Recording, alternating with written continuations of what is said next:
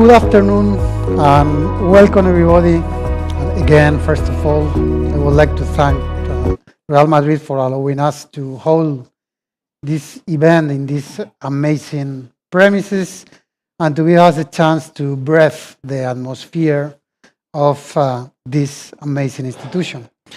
Second, there are many people behind the scenes involved in the organization of this event. So I would like to give my public thanks to Aníbal, Omar, Victor, and many others without whom the celebration of this event would never have been possible.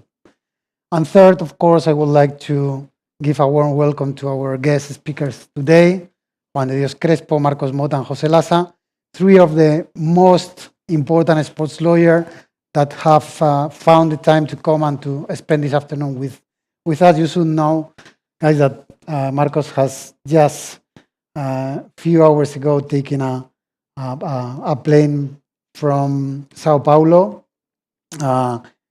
He's here, and tomorrow he's going to the FLAR, to the FIFA legal review, annual review. Also, Juan is going to FLAR, and Jose. So the three of them are going to travel to Mexico tomorrow. And even Juan has been invited to the gala, the best, and he rejected the invitation for being here. And well, of course, if I had to explain their professional achievements, we could spend the whole afternoon talking about each of them, but I think that the best introduction that I can do is to say that besides being extraordinary lawyers, they are first of all nice people, always willing to help others with sharp minds and no less sharp sense of humor. And so how we gonna organize, we're gonna do this. The first part will be as a TV talk show where I will be acting as a presenter by asking questions to our guest speakers. We have three blocks of questions. First, as a warm-up, easy and short question. I say short, one. Second, question you said, not short answer. yeah. Second, once we have warmed up, inconvenient questions, or to quote Woody Allen, everything you wanted to ask and never dared to do. And third, serious questions about the life of a sports lawyer. And at the end, of course, I will give you the floor to the audience so that you can make the questions that you want. So let's start with the first block, short questions and short answers. So Juan, how old are you? Wow. Short answer, you see. Yeah. No answer at all.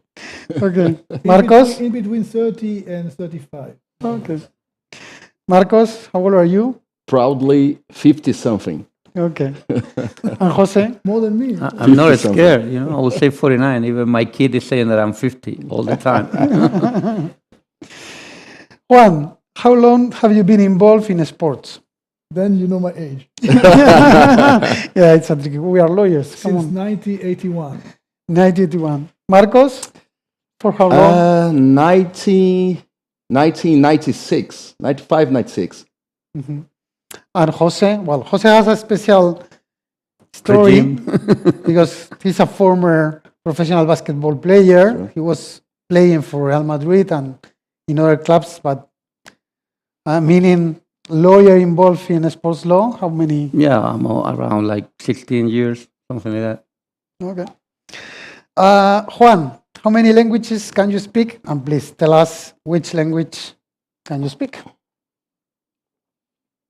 Fine 5. And etwas Deutsch. Un pouquinho português. Good. I like the accent. It's from Rio. So Portuguese, German, English, I guess, of course. French, French, Italian. Valencian. Marcos? Portuguese, just one. Portuguese. Come on. Some English and a very special dialect called Portunhol. And Jose? Yeah, I'm adding on Portuñol as well. You see? Italian, English, and Greek. Spanish. Well, Greek, but yeah, just kicking the dictionary. That's a little bit. Okay. But it's funny what you're asking, because I learned in this international level of our professional activity that you have to learn the basic before you go to any country or any deal or any culture. You have to learn the basics. Good morning. How are you? I don't speak the language. I'm sorry. Sometimes it's enough. Yeah. It's enough. And some Just to Nice- make nice- the nice first words. connection, the first 10 seconds, 15 seconds. and some nice things to you, son of. Exactly. Son And of, also, son always ask and the name, surname, and ask for the family. And if you know the name of the family, the wife or the kid, ask for the name. Always. Yes, but the first wife, not the second one, or depends. Do your homework. Juan, at what time do you usually start work? I don't stop. Come on. 7 o'clock in the morning until midnight. You, Marcos? I'm a real early bird. Yeah, I know. I wake up every day religiously, 4 a.m. I like to work. My productive window is 4 a.m. when I see my cats in the kitchen until 7 a.m. For me, these are, no mobile, no stuff, No calls, no WhatsApp. calm, messages. silence. So I used to conduct my day, to prepare my day, send the first mails, and consider I'm 5 hours behind Europe when I wake up. And sometimes my European friends say, Marcos, what time is there now? I mean, I'm still waking up. So I'm a really early bird. I'm very productive in the morning, so I like to wake up early. Jose? I believe I have no productive window at all. No, I mean, basically, I think that this job, is very difficult, even though you can have that kind of window, but to have a schedule is very difficult. You're always contingent upon whatever the client is demanding. So it's very difficult being a lawyer to have a schedule, at least to me, it's become a great difficulty, to have a tight schedule. But we all know that when you are a partner or when you're senior level in a firm, part of your day is not about your activity as a lawyer. It's much more managing teams, managing the firm, managing the everyday life of our corporation. So it's really demanding. Okay. And what about your finish hour, or the hour you finish? About Well, what? Yeah, the hour you finish work. A day. I don't know, as Wow. you said, as Jose said, it depends. We have clients from China to Mexico, so timetable is somehow difficult. And weekends, because on the weekends, the Muslim people are working, and they're not working on Friday, but they're working on Saturday and Sunday. So it depends of the client, the moment. Whatever they need, you are there. That's the point. Whatever they need, you are there. 8 p.m., I start to slow down. And how do you deal with your families? I mean, how is taking your family this intensive? This is part of the commitment that you have to have with your family. You have to have time for them, because it's not just the time, but the quality. Not the quantity, but the quality. You have to manage this, to balance this. Because if you have a very successful professional life and you don't have a successful family life, it's meaningless. So the balance is imperial key. You learn, day by day, year by year, decade by decade, you're going to How learn. do you deal with your wives? I'm asking this. Yeah. I mean, my wife's, you mean? Clearly you? Again, 9 p.m. for me, it's time to have my family time and, Juan? Me, I wake up and I work some early bird too, from 7 to 8:30. 8:30, I take my daughter of 17 years old to the school if I am in Valencia, and I try to spend all the weekends at home. Yeah. Even if I work some hours during the weekends, all the weekends at home. I'm returning late on Friday or early Saturday morning, but I'm trying to be there for this quality time that you said. I'm trying to do this, you see. I flew yesterday. I supposed to fly on Saturday, right? But I had some family issues to yesterday, Sunday, and I decided to fly on Sunday evening and arrive here Monday. So I'll be traveling from here to Mexico. I'm back on Thursday or Friday. Saturday, 5 a.m., I'm home. So that's the sort of balance that we have to try to reach. So Juan, what's your football team? My clients. My clients. So, I mean, one day was my daughter when she was 6 or 7 years old, and they said, "Dad, who's the client here?" I said, "Both." So, and the referee too. No, I was just joking. No, my team is Valencia, of course. I can't hide this, even though we are in the relegation place right now, but my team, yes, Valencia. Marcos? Flamengo, that's where I started. But you have a special relationship Exactly. with this. Yeah, Flamengo. And I have a special relation with Real Madrid, and we can talk about it later. Right, alas. I mean, Real Madrid, I learned a lot in this club. I was part of the starting of the Galácticos, because I used to advise Roberto Carlos, we did Robinho, Cicinho, the exit of Ronaldo. So, and I learned a lot, because I think that the concepts of the Galácticos, it was like 20 years ago. Yeah. It started 20 years ago. 2001. Right? 2001, yeah. So 20 years ago, 21 years ago. A lot of concepts that I learned dealing with the Galácticos, because the Galácticos, they were not a team. They were not a squad. They were a product. Yeah. And the concepts that I learned dealing with the contracts, the structure created, the image rights, the ads, the PR, the in and out are still, so I apply every day, even today, what I learned there. So I have a very special relationship with this club. Jose? This club, I practiced endless hours, in the former Ciudad Deportiva. So, since I was 12, I was playing for Real Madrid. So, and I got the chance to play for the first team. So that was, for a little kid, it was a dream come true. Yeah, absolutely. But if I ask about the Galácticos here, who can say here the year of the Galácticos? I want three answers. Come on. I already told. You said 2000. And one. Who else? 3. 1, 3. Who else? I want another answer. 1. No, it's true. It's 2001. 2001, 2003, 2000 and? No, it's 2001, so forget about No, that. you are both right. Because you see, it started in 2001 and lasted until 2005 or 6. You see, Galácticos were not a team. Was a concept. Was a product. So this is very important. But I guess that many of that in this. Yeah, I mean. They were not born. Yeah. But it's, it's history. So, how much time do you usually spend a day reading sport press? One. Sports press. Sport news or media or net? Half an hour. Marcos? Depend on the subject. And this is a tip for young lawyers. I think that nowadays you have, it's so much information. You can have access whatever, whenever, whatever you want.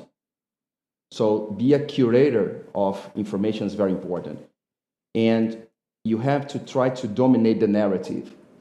Who dominates the narrative can be a club, can be a lawyer, can be a consultant, can be a player. Occupy the space. So you can't deny, unless you are conflicted, you can't deny to issue an opinion. Of course, with all you have to be careful how to express an opinion. But the narrative, to dominate the narrative is very important. So every time that we are demanded, not only me, but my partners, my associate lawyers, we always try to give opinions and express, because our position demands sometimes. So it will depend on the moment. There are some, depending on the agenda. Yeah. Jose? Not a lot, but No, but the truth is that either someone in the law firm or a colleague or whatever, if there's something interesting, you're always gonna know, right in the minute. Yeah. Our it's field always is very mediatic, they're right? in the air. very mediatic. Someone is calling you. Have you seen Yeah. that? Whatever. So even if you haven't read it, it's gonna get to you, very quickly. Yeah, it's very mediatic. This is interesting. How much time do you spend at the weekend watching sport? At the weekend. Depends of the day, depends on the weekend. I mean, if it's the Olympic Games, I would be the whole weekend there. If it's the World Cup, too. And if it's a match of Valencia or Basket Valencia, I will watch it. So it depends. But let's say that at least I watch one match per weekend minimum. And you tell your wife, no, that's just is work. That's my job. Yeah. My job, yeah. Of course. Marcos? Not too much. No? Really? No, not too much. More when you have like key matches or live matches when I go to the stadium. Sometimes there's someone visiting, or I go a lot to matches abroad. I was in Morocco last week for the FIFA finals, going to Saudi Arabia to watch the AFC final. So there are some key. As I learned in Scarface, I don't know if you saw the movie, don't get high with your own supply. Jose? No, same as Marco. Is Not too one of much. my kids, is the one that pushes me to watch whatever, football, basketball. Your kids are really strong supporters of Real Madrid, right? Yeah, they are. But it's funny, sometimes I speak with former clients that were, big stars. And if I ask, do you watch the match? Marcos, I don't watch matches. I Really? don't see football. It's funny sometimes when you see these big stars, they don't get involved any longer. And apart from football, which is your favorite sport to watch on TV? Watch on TV. Handball. Handball? Skateboarding. Skateboarding? I'm a Really? former skateboarder. Yeah. I'm a football handball player. Jose? Well, I guess I don't have to. Simple basketball. Basketball. Curling. Okay. I was guessing curling. No. Yeah. Juan, do you practice any sport? And if so, how many days and how many hours per week? The one I practiced before, the one I'm practicing now. Now, Before wow. I was in rugby, handball,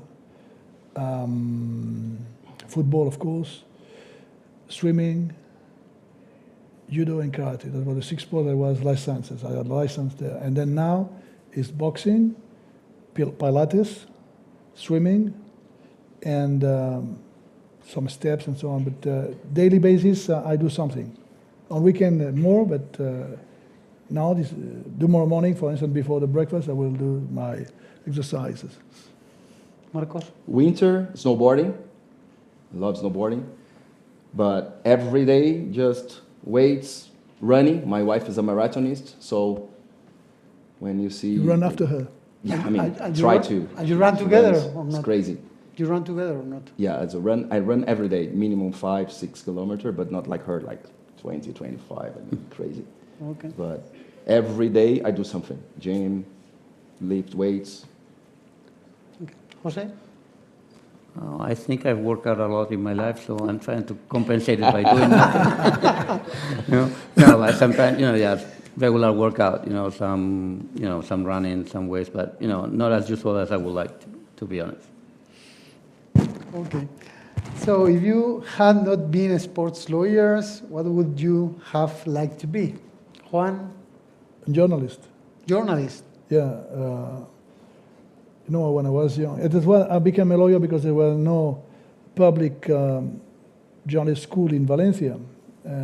My mom was a widow and I have no money, so I had to go to public university, and there was not. There was only one for journalists was a private one. So I decided, what is the next to journalism? You talk, you write, the law. Yeah, it's good. Me too. You do? Journalist, yeah. Yeah, Actually, come I'm a sports lawyer because I didn't like law. I was a tax lawyer, but I was so frustrated in my 20s that I decided to do something. I didn't know exactly what I was doing, but it worked somehow. But journalism, for sure. Two of us. Yeah. Jose? Honestly, I don't know. I would like to try to be an influencer, you know, You would make a lot of money. just to give it a try. Yeah, this could be. I'm trying to. I'm trying to, but I cannot succeed. I'm trying to. Okay, this is just the warm-up, so let's go with more substantial questions. Of all the people you met in a sport, who made a big impression on you and why? Juan, Wow. I mean, you are used to I met dealing with big so much players, people. presidents, coaches. So much people I met, so really it's difficult for me to just name one. Pass, I pass. Yeah. Marcos? We're talking about this in the lunchtime. This country, I learned a lot working here in this country, because when I start my career as a sport lawyer, this was the country that I started my international career in the sports law. And dealing in the early 2000s with Manuel Ruiz de Lopera, Lindoiro, Sanz, Florentino, Miguel Ángel Gil, Jesus Gil. Can you imagine a young sports lawyer negotiating with these big sharks in the good sense? I mean, I learned so much in that time working. And then in Italy, working with Juventus, with Moggi, Bettega, and in Milan with Galliani. And this was a great experience for me. So this combo of, presidents, directors, that are old style. As Juan said, now it's only the CEOs, the CFOs. I was dealing with a big Premier League club last week, and you talk first with the CEO, and then you talk with the CFO, and then you talk to the CMO, then all the C-level. I say, okay, who's the owner? I mean, No, not anymore. yeah, when you do with, in the past with Atletico de Madrid, the Gil, in Lindoiro, in Betis, Lopera. So, now it's much more professional now. It's quite a big personal business. style. It's a big business, a multi-billion business. Jose, you? I will say, I mean, being where we are, first person was Raimundo Saporta, which there was like a big tournament here in Christmas time, and he was a person that he was focused, I mean, in many things, but a lot in basketball, and he was like a great supporter of that Christmas tournament. And to me, it was impressive the way that everybody, was impressed by him. In the sense that kind of charisma, that when he entered into the room, and then everybody just was expecting whatever he was going to say, whatever he was going to do. I mean, he had that kind of aura, Things you can't buy. Yeah, you things can't you can learn. buy. It was, or you have it, or and you I was don't. just a 16-year-old guy, but Yeah. that was in there, And the other one, to me, was a coach here as well. There was Josh Cal from the States, from NBA. And to me, he was just a great coach in the sense that he was not just trying to cultivate you as a player, but as a person. I was just a little kid, I was 17. And to me, he was kind of a genius, basketball-wise. And but at the same time, he was always trying to teach you, in the way that life is, life is in many ways, but, let's talk about it. I've been there, and I can provide some things to you. So to me, there were like two persons that they really take on, an image of me. Juan, do you want to answer or not? No, I remember this I can story say the about same. I can say the same, but Sir Alex Ferguson. Alex Ferguson, Sensi, the president of Rome, because when I was a lawyer of Rome in 2002, when they had a clash with Galatasaray, and they had Capello taking from the Capelli, from the one of the coaches. They have the Lima, Batistuta, and Totti punching other players. And I won the case before UEFA appeals body, and then I was unpaid. So I seized the assets of Rome in the Champions League. And Sensi called me and said, Avvocato, please come. And then I was there in his office, a long, long office, half a kilometer office, in a big house there in Rome. And when I arrived, he said, Avvocato, lei è Coglione, lawyer, Yeah, you have so balls now because you were a lawyer and you sue us and you cite the assets, the economic, of course, assets of the Champions League. And I said, because you didn't pay me. And he said, from now on, you are the lawyer of Roma. And I stayed for 12 years in Roma. And he said, but now you have to give the money back. I said, no, you pay me first, and then I will desize the assets. And the guy was really somebody. The old-fashioned president, yeah. It's interesting when you talk about Ferguson. I think all of those that had the opportunity to meet in person or to have a shot with Sir Alex Ferguson is life-changing. I have three. I remember when I met him through an agent, Pini Zahavi, which is our, it's like a family for me. He's my client for 20 years. And I remember that we met once, and I learned 3 lessons in one dinner that I take to my life, professional and personal, with Sir Alex Ferguson. He always says that, Marcos, I never played with 11 on the pitch. I only play maybe 3 or 4 matches maximum in Manchester United with 11 on the pitch.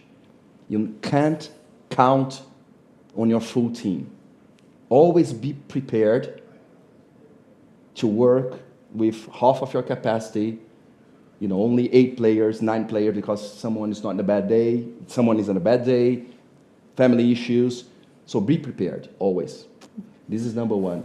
Second one was that in the long term, you have to be consistent, never convenient. Consistency always wins over convenience, always. This is a lesson that I take to to my life. That are very important. So was because you mentioned just you told us before about knowing people when you go to a place. Yes. I have an anecdote with Ferguson. We were with Piqué in 2004 when Piqué left Barcelona, and we won the case at FIFA and CAS, and he worked for free, and we have a dinner. And my point was to know very much and very well how Ferguson was, and in order to be at ease with him and him with me. And I knew that he had 3 big things in his mind: football, 1, wine, and paintings. So I know my football, I know my wine, but my paintings, I researched for what was a painter that he preferred, and it was a Scottish guy from Italian ascendance, Vitruvo. So in the dinner, we talk about wines, of course, because we are dining, wines. Yeah, he just sold 1 year or 2 years ago his wines, I think 60,000 bottles, something like that. And then about football. And he said, but you like football, you're a lawyer, you don't like football normally. He said, I like football. And I'm sure that you remember, I said, you remember the first match England lost in Wembley, because of course he's Scottish. So Scottish and English.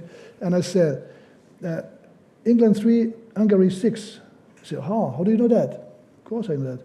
But do you know the players? And of course I had my players in mind. And I told all the players, Puskás, Idegukti, Seaboard, Cossack, all of them. I said, come on, wow. And then after 1 hour or 2, I said, what about your collection of paintings? He said, you know that? Yes, I have mine too. I have a small Picasso, a fake one, of course. And I said, I like this Vitruvo. Oh, you like Vitruvo? Yeah, me too. You see, knowing your... And this is important what you're saying, because I always say this to my team, that knowing people is not about networking only. Because people think that networking is to have your mobile full of numbers. This is not networking. Networking are those that answers you when you call. And knowing people is not, it's also important for the everyday life as a lawyer, because, for example, when you go to a case hearing, for example, young lawyers like to study the case. They sleep with the case, they study the case, they know everything. But ask, do you know who are the arbitrators? Who know where they come from, their culture? Do you know who is your opponent in the good way? Do you know who's the lawyer representing the other side? Do you know which nationality? Their culture.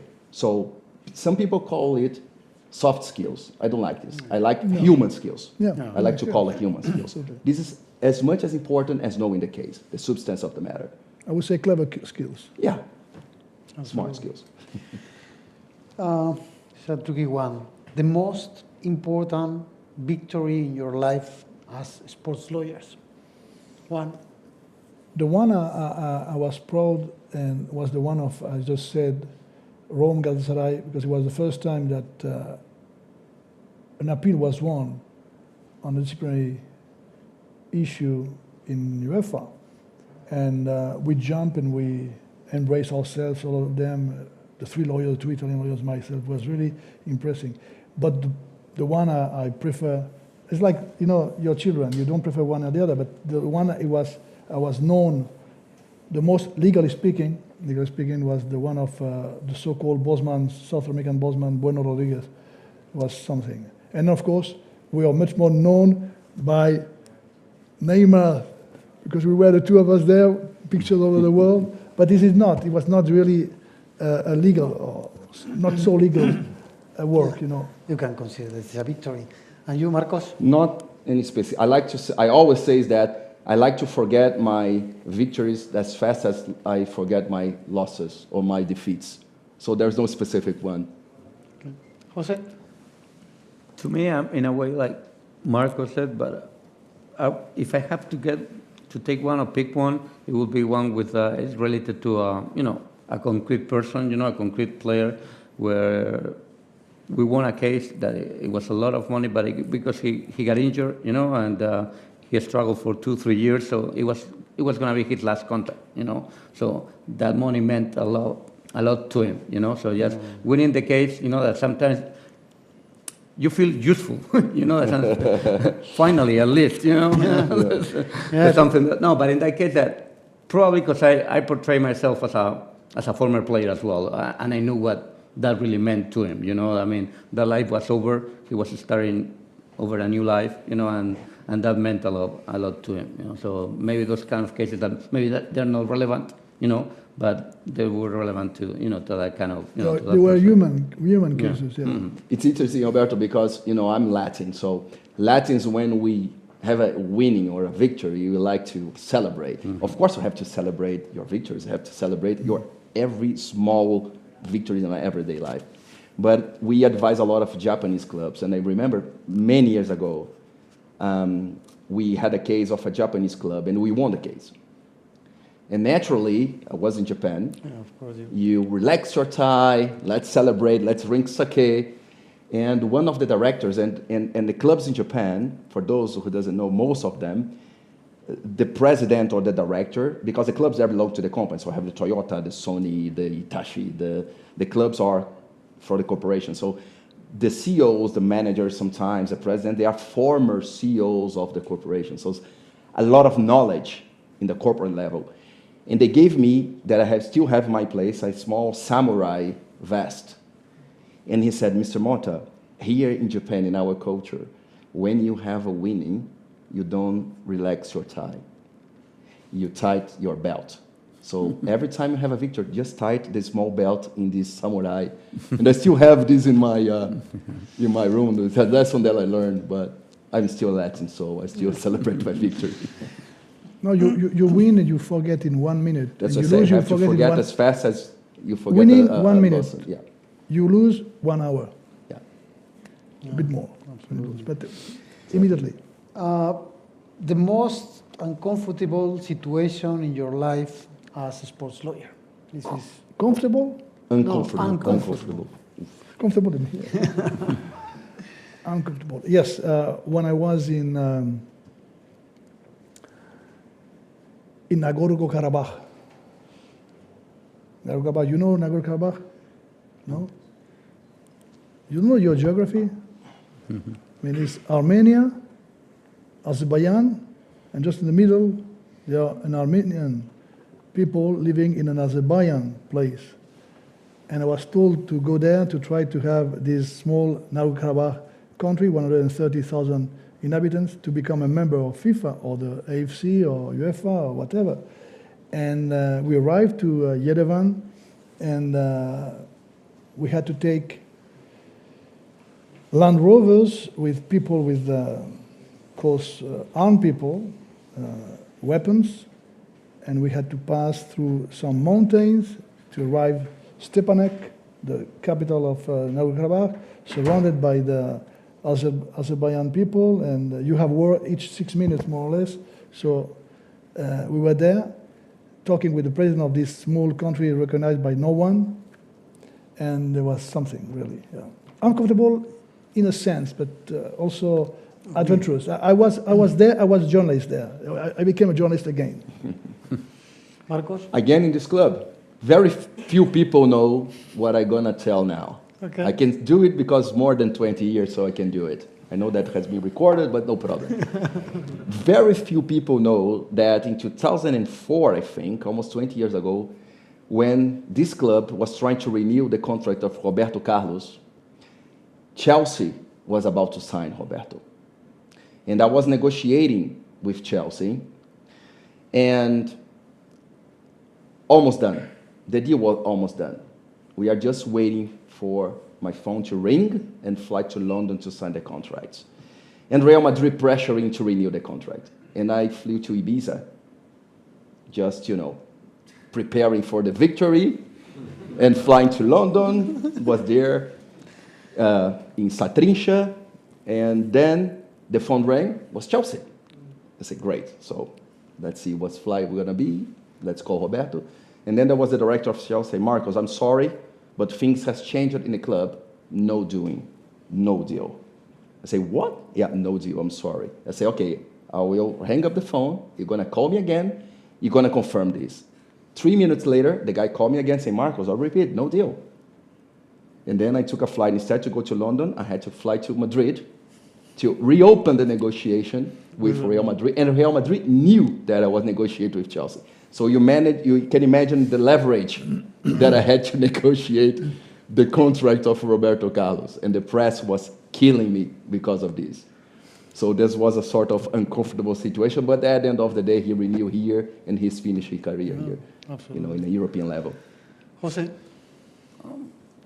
Not many I'm comfortable Jose is the ones. quiet man, I have to say. It's always really... No, I wouldn't say that not many comfortable ones. To be honest, it's been more with colleagues, in the sense of breaching confidentiality, that sometimes when you're discussing... Not with us. No, with you, of course.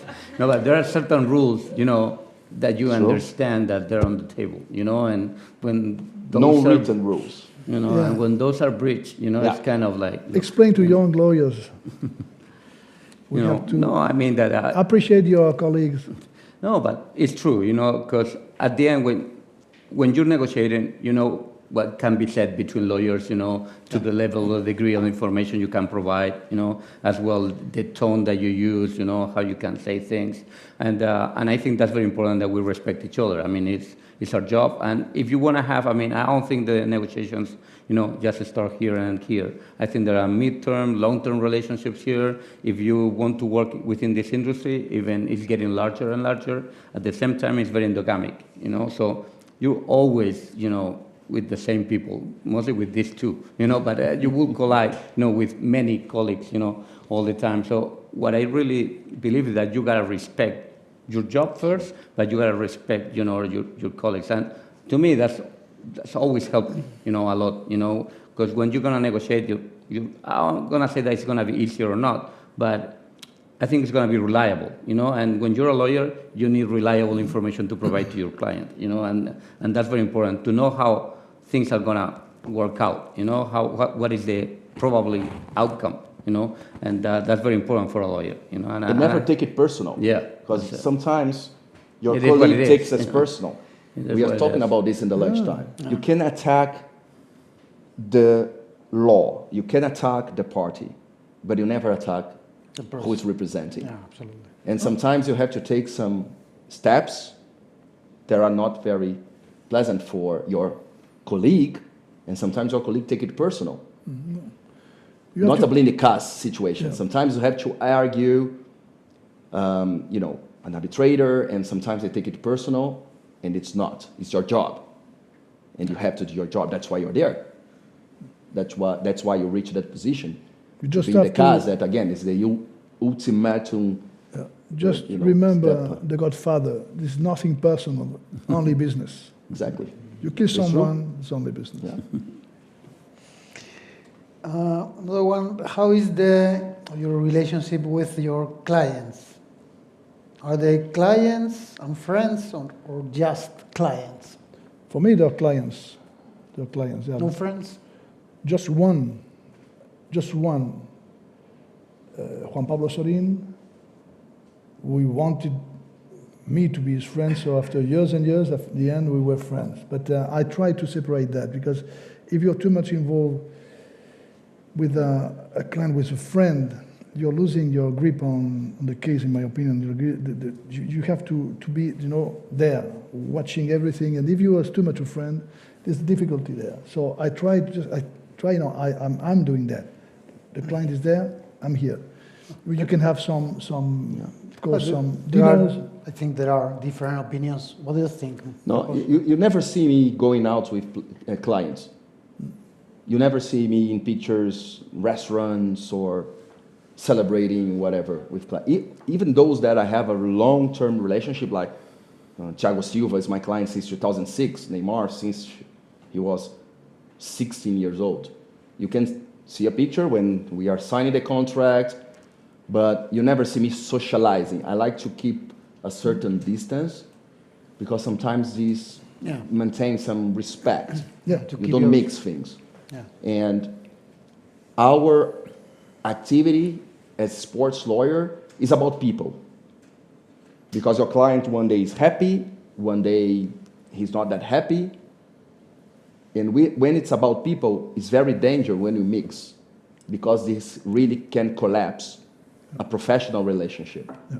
So I'm very careful in dealing with personal relationships when you're dealing with a professional relationship.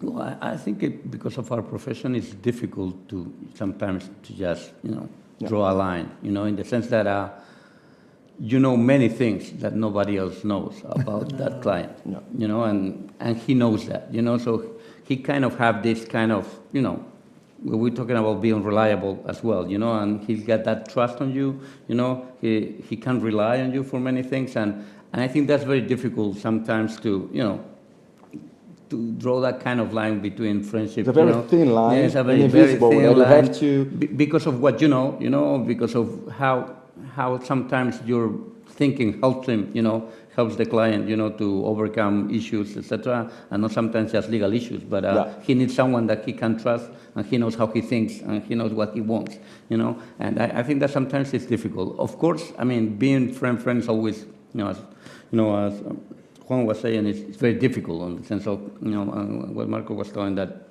being a friend, because time, matters, interest, whatever is going to be very difficult. But I think that sometimes there's kind of a thin line, because your work at the end is, you got to know your client. You got to know what he wants. You got to know what he thinks. Sometimes you got to fight against him. Last week I was fighting with one client because he was telling me, I want to do this. You're not going to do it, and you know it.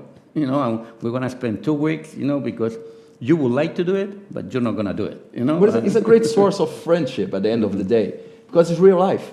Yeah. It's about winners, losers, when they are happy, when they're not happy. We are more friends with lawyers That's true. than with the clients. Yeah. I mean, in this market, we are more friends. We are friends, all of us here, but less than with our clients, I guess. Mm-hmm. Yeah. But I guess that you have clients that are really good friends. I mean, it's not a general rule, but I guess that for sure. Yeah, you socialize, of course. What I will say socialize, that you you socialize, you meet, greet. No, that's what I'm saying, Alberto. You got a lot of confidence going on, between the two. There's two human beings with that kind of confidence. You want to call that friendship, that's okay. But I think he's got another friends, that I would call that they are more friends than I am. The point that probably the friends, they don't know many of the issues or many of the things that we will know as lawyers, and I think that's a big difference sometimes with with your client. But it's true that you stay with him 10, 15 years And when we deal with, sometimes for such a long time with a client, you develop a personal relationship at the end of the day with the player, with the family. You see the growing in the career. You were part of each phase: first employment agreement, renewals, winning titles, victory, losses. So, because I guess the difficulty there, Alberto, is And that's what, I mean, they're much more experienced than I am, but the problem with this is that you gotta know which hat you're wearing, you know, in the sense that he might be a friend, but I'm wearing the lawyer hat, you know? And if you're wearing the lawyer hat, then I'm his lawyer, no? I'm not his friend. Maybe I could speak to him in a more friendly, you know, approach, but at the end, you're still a lawyer, you know? Most And of the I think time you they cannot are forget that. surrounded all the time by these random birds that only speak what they want to hear. And sometimes you have to play the bad guy, and it's difficult. But socializing is not being a friend. And we are used to that because it's our work too to socialize, to go to dinners, etc. Yeah, but, of course, but it's yeah. not being a friend. A friend, and you know everything about them, but you keep it apart from your personal life. It's an I art. guess. Okay, let's go with hot topics. What do you think about the idea of the Super League? Are you in favor? Are you against? Yeah, I know that could take a long time to answer, but I need a couple of days to answer that. I leave this to my I leave this to my European colleagues, but I think more and more the market is formed by blocks. The market has developed, the game has changed, the way that we consume, the way that it's played, the way that's monetized. So it became a very complex environment and very complex ecosystem. Okay, there are blocks, but there's still the law. The law is there. Duralis et lex. The law is tough, but it's the law. And the law says clearly, and the General Advocate of the European Union, for those that are not used to the European Union, there's, before a decision of the European Court of Justice, there's a General Advocate that is going to, or is deciding, or is giving his opinion. The opinion of the General Advocate in the case of Super League is clear. It's evident. It was mine from the very beginning.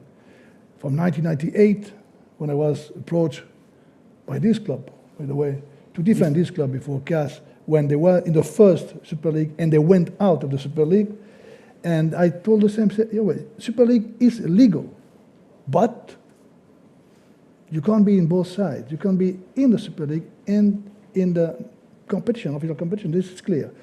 And there are two novelties, recent novelties. One is from 1 year ago, less than 1 year, June 2022, when UEFA launched a regulation saying that you can do anything you want. You can, of course, launch a new competition at European level, but you have to follow our steps, which is a tricky thing, because when they sanction the Super League clubs, they have no rules to sanction the Super League club. They're nulla pena sine lege previa. They did not have that. Now, they have managed to have these regulations on the new competition, but they are tricky things because it's impossible to achieve that. And the last one is last Thursday, the UK government said that they will control football in three aspects. One, of course, is the financial fair play and so on. The other one is the fans, helping the fans to be even members of the board in the clubs. And the third one is the heritage of football, the pyramid football. And they said clearly in what they had publicized the other day, that Super League won't be accepted by UK government, and if any English team is willing to be there, there will be, in a way, we don't know how, there were going to be a regulation, sanction, or impeded to be in the Premier League, I don't know exactly. But they have done the further step, and the first step was the one of Boris Johnson when the day after the Super League was launched, said, okay, we might change the law in England. And then all the teams from England decided just to avoid being members, or at least to be in the picture of Super League. Now there's the second step, and the second step, you have to read it. Be careful of that. The English teams are not going to be there. Of course, they are blocks, and they are big teams, and they want money. But in my opinion, it will be at the end another of those agreements. Since 1992, there were agreements. More money for you, and the clubs will have to accept that. The power will be still in the hands of UEFA, but the money will be distributed in a higher level. I don't know exactly how, but that would be, in my opinion, the next steps. But it's legal. Yeah, for us, we were speaking about this. It's a question of money. Yeah. I think you already have that in a way. In basketball, you got the EuroLeague, you know? You got teams, they are owners of their own competition, and there's still this promotion for the rest of the clubs, you know, who will get into that competition. So there's talking now It's legally different speaking. because you have money in football and you don't have that No, much that's what I money mean. in That was basketball. what I was No, saying. no, It's true. this It's is true. true. I mean, that's what Everything I is was about going to say. money that- and power. So if you lack the money, That's what I was going to say, that from a legal, just combining what they both said, you know, that from a legal standpoint, it's already there, the possibility, whatever form you will to use. But what Marco was saying to me is very relevant in the sense of that, you know, relevance, magnitude, entertainment, content, money, you know. I wouldn't say that changed the law, but law escorts, you know, the actual series of events that's happening. You know, law escorts life, you know, so that is, you know, as Juan was saying, football is a game changer in the sense of, you know, of the industry of sports, you know. So I think that that makes difficult, you know, to just to put forward a EuroLeague, you know, the way it is put forward in basketball, for example, you know. So as Juan says, I think at the end it's going to be a big commitment between every stakeholder in the market, and probably that's where we're heading. And but the relevance and the magnitude, I think, you know, it's going to affect how, from a legal perspective, you know, how we're going to land it. Yeah, put it simple, it's not about, as Juan said, the integrity of competitions. It's about the integrity of the product. For me, it's very simple, the debate. Everything goes around that. money and power. Always wish. Money talks. The second question about hot topics. Are you in favor or against limiting agents' commissions? What do you think about this? It's another hot topic currently. Speak about agents and the FIFA intentions to limit the commissions, Okay, the well, money that the yeah. agents are earning. We had the new regulations of agents from the 16th of December last year, and enforced for the exams and the Or at least from a philosophical point of view, what do you think? Should FIFA limit the freedom of this agent in favor or to I to can't be. promote a good clean or a clean football? You think that it's a need for the family? What do you think?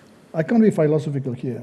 I'm a lawyer, and we already have a case before CAS, in which CAS and us, some agents' body, have accepted to do an ordinary proceeding, in which we had a deadline to have an award by the end of July, so on time to, if we win, on time to change the regulation that are going to be enforced the 1st of October. So I can't talk about, I think that they are mistaken on several of the issues. I think they are fine in some of the issues, but for instance, the tribunal for agents is fine.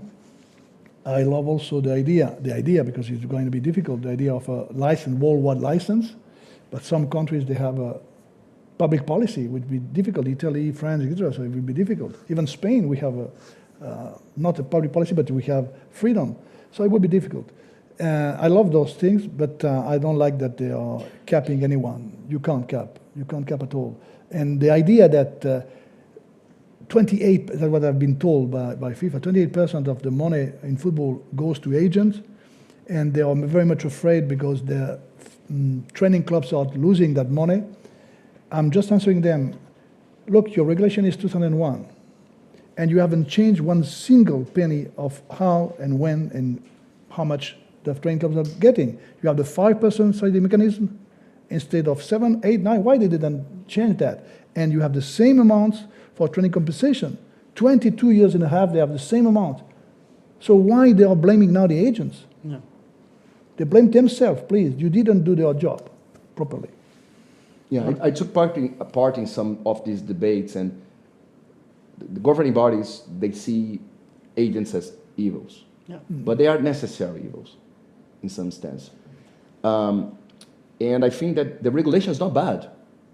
The regulation has some very interesting permanent education, FIFA jurisdiction, the FIFA Agents Tribunal, the exam. I think these are important steps.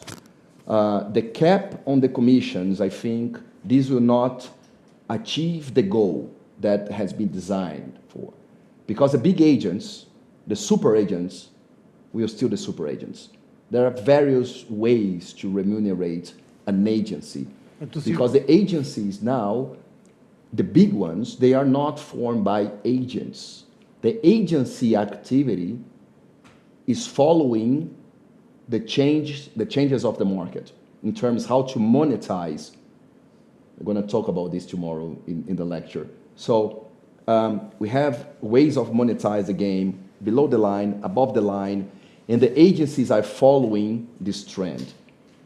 So I'm afraid about the small agents. The average remuneration of an agent in France, for example, I'm not talking about the 1%, I'm talking about the 99%, 99.9%, is 37,000 euros a year gross. A year. Can you imagine to run a business, traveling, following the players, sometimes assisting the player financially, things that some small clubs can't do it, can't afford? I know because I advise agents. Yeah, I'm buying boots, understand the father. Everything, Yeah. Alberto, everything. It's not like simple, give my money and run. No. It's not like this. I even proposed, touching what Juan said, to have a solidarity mechanism. If they want the money to stay in the game, try to establish a sort of solidarity mechanism on the agents' commission. In terms of capping, financial fair play is a natural cap. Not natural, but it's a cap. If you include the agency commissions properly in the accountings of for example, in the license and the financial fair play, the clubs have to play in their means. But what you see is that the governing bodies are flexibilizing the financial fair play because of the crisis. Yeah. So they can't do their own job and trying to blame the agents. So we have to rebalance not the agency activity, but the system. It's a much broader discussion. Themselves, they have to arrange themselves first. Yeah. Yeah, I mean, I fully agree with that in the sense that I think agents are, whether they're evil or not, but they're perceived as evil. You know, that doesn't matter the sport we're talking about. You know, they're always perceived as evil, but they're necessary. They represent the players. You know, I was a player and I needed an agent. I could never talk to the president of Real Madrid to discuss my contract.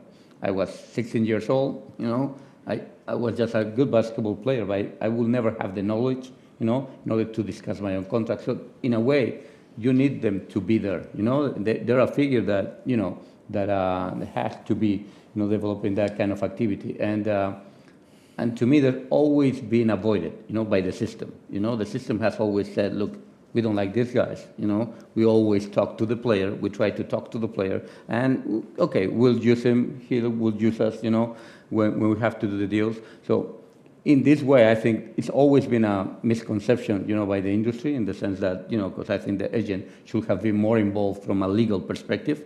And I agree as well with the conclusion. I think it's a problem of the system. You know, I've always said what Marcos is saying. I don't understand why it's not, you know, I mean, the fee of an agent is not whether in a CBA or whether it's not in the, you know, in the financial fair play. Why? I mean, who's got the responsibility? The club. If you want clubs not to pay more than 5%, and you will decide which 5% will go to Mendes, Rayola, you know, any other guy. You know, you have a global 5%, 10%, whatever we decide upon, and you will share it, you know, or you will distribute it depending on whatever you want from your team, you know, whatever will be the cost of the presentation.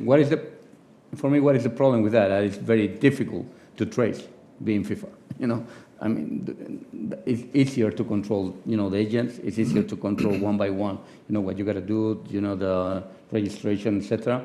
But I think that system will very well work, you know, because regardless of flexibility. I think that sometimes the governing bodies, they try to rule the exceptions, not the general activity. So let's take one example of Pogba.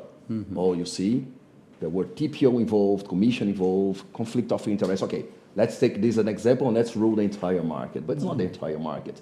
Can you imagine that before this regulation, a minor could not remunerate his agent? And I discussed this extensively during our debates in FIFA. We managed Vinicius Junior to Real Madrid. He was 16 to 17 years old, signing here a million contract with Real Madrid. Can you imagine that that boy could not be properly represented because he could not remunerate his agent? From Flamengo to Real Madrid, sitting with all the C-levels, the richest club in the world, when he moved here, without being properly represented. This is insane. This is impossible. Nonsense. Nonsense. Yeah, but I agree with what Juan was saying before. I think that in 20 years we haven't been able in the industry, to how we can recycle, knowledge, and financial stability. That's something that we haven't been able to provide to the former training clubs, or whatever. And I think that's one of the biggest issues where you could see that, what Marco was talking about, that, you're taking this scenario, and you're trying to reel upon it. Why? Because you're taking that kind of a scenario where a club is not, sorted or, with a knowledge of actually the law, financials, etc., and you try to portray that, and to display it in a worldwide. And I think that's one of the issues that we haven't been able, to provide information, to provide knowledge to all, and financial support, of course. Yeah, quite interesting. So let's go now to the more serious questions about your life as a sports lawyers. In your daily work, are you more lawyers, more managers, or more public relations? Now, I was a lawyer, strictly a lawyer when I was starting, this is clear, and I was alone. And now we are 17 lawyers in the law firm working quite only in sports law. And now I'm becoming a manager, a PR. I have to appear in Instagram, I have to appear in LinkedIn, I have to do that because my son said that it's much better for the firm to appear. And I'm doing whatever they said on that, but I still have the necessity, the grip to be a lawyer. So that's why I'm still going to the cast hearings, most of them. I still have this necessity, the need to do that. So I was a lawyer. I'm now a manager, a PR by force, and but I still love to be a lawyer. So I try to manage to have a bit of my time being a lawyer. And being a lawyer is also tracking clients, for instance. Is not only manager, okay. and then negotiating, and then going to the hearing. The most I like is going to hearings. That's my preference. And when I started as a sports lawyer, there was no such thing as like in Brazil as this international sports law. I was a lonely wolf, for sure. Today, we have a very well-structured business. We have a fantastic team of young lawyers, back office. We have like a professional PR company. We have financial department. We are around 20 people. What was only international sports law, now it's sports, entertainment, and the business of sport. We have to embrace all the movements of the industry. And good part of my day is managing all this structure. Me and my brother Bichara, and managing people, managing the team. I'm 51. I think the oldest in my firm. I think, but in any case, I have lawyers, younger lawyers in my team that are much better lawyers than I do. Much better. My job is not an easy one, is to create an environment that allows these young starlets to bright. And it's also not easy. So because you have to understand, we have Portuguese lawyers in our firm, Italian lawyers, Peruvian lawyers, and the Brazilians, the interns, so have English, Indian. So to understand each difference and to create this environment. I think this is my biggest challenge nowadays. You know, in order them to fly and, you know, to show their talent to the industry. This is the legacy, right? It's about legacy. The difference of Marcos with 51 and Marcos with 26 when I started this is that with 26, and this is a tip for you young lawyers, you can't choose your battles. Fight all battles. Don't choose any. You are not in a position to choose your battles. You have to fight all of them, good and bad. The difference that Marcos now is maybe I pick my battles. I choose. I'm a battle curator. So I choose the battles that I will fight. Maybe I will not pick one, maybe someone from my team will do it. So this is the only difference. So my tip for you is fight any and all battles that are in front of you. Jose? I mean, it's a little bit of everything, you know. It's, they were saying they're much older than I am, you know, so, you know. Thank you. No, but I mean, you know, it's basically that. It's a long way. I mean, we've come a long way from, you know, where we started, as Marco was saying at the beginning, you know, it's just always winning and failing. You know, it's always that kind of lose and defeat. You know, that's what I like about, because it was very close to sports, you know, in the way that one game, another, you know, and then you're becoming something. You don't know what you're really becoming to until maybe you're 51. But the point is that when you get to a stage when you're running a law firm, the point is that you have to do many things. Many of them, you don't really like them, you know. Many of them, you know, you fail a lot, you know, in order to be, when you spend a lot of time, you know, until you're successful at them. But it's true that, you know, it's a learning process, and at the end you become better at it. You know, it's as long as you become, you know, I mean, you come back to 26 again sometimes, you know, that you're just in the learning process, maybe with more maturity in the sense of how you wanna, you know, how you wanna approach the issues, you know. And Marco was saying, you know,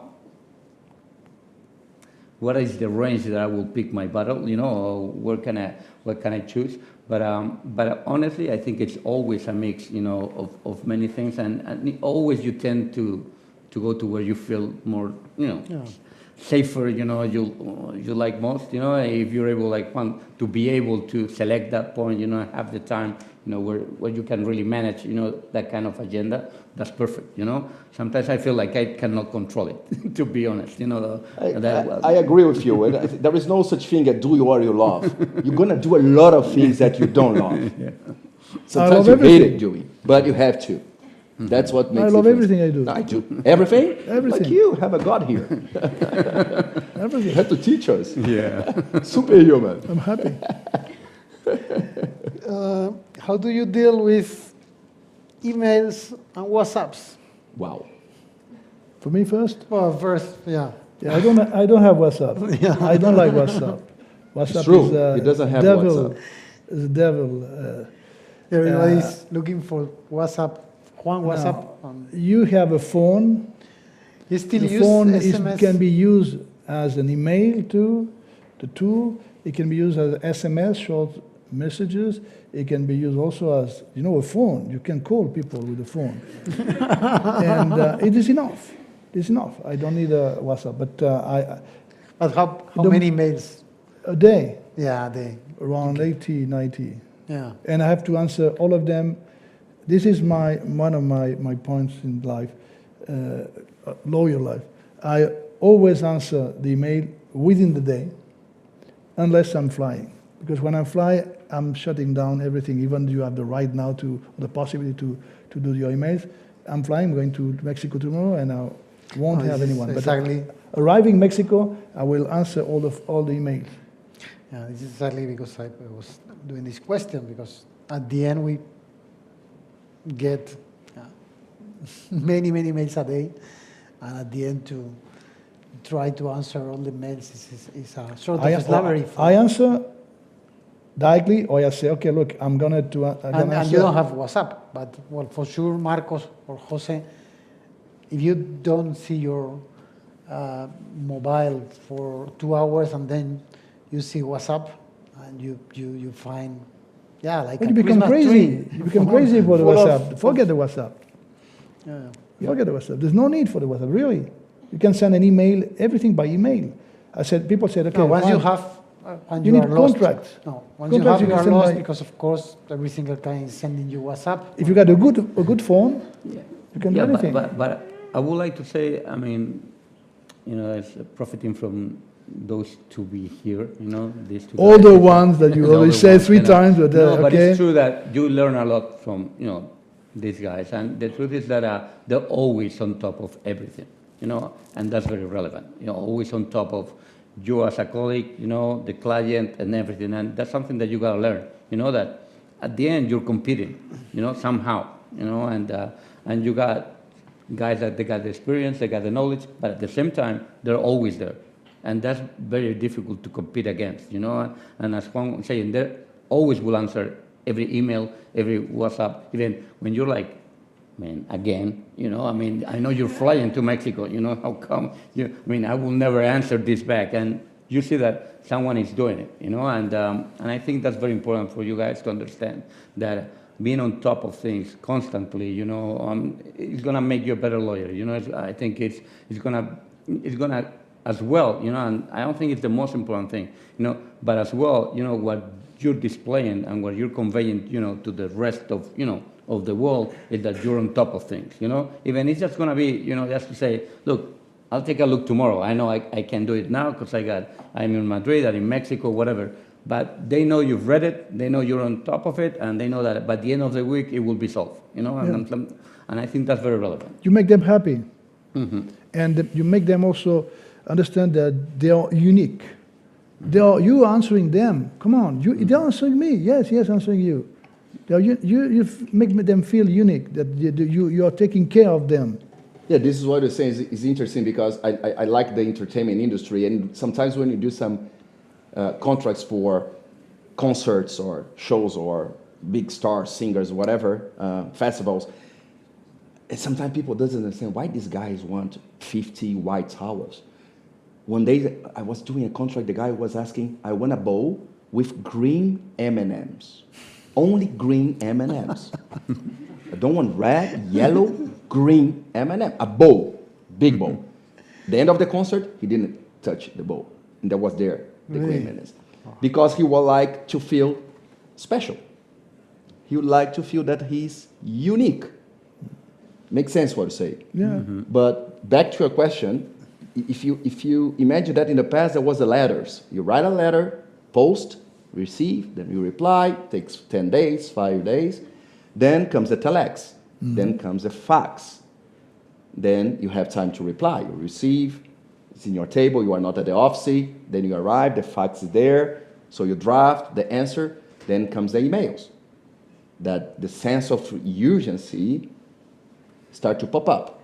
Then the messengers. So, and one thing that I learned with clients that reach the top, that they became the best in what they do, is the capacity of the hyper-focus.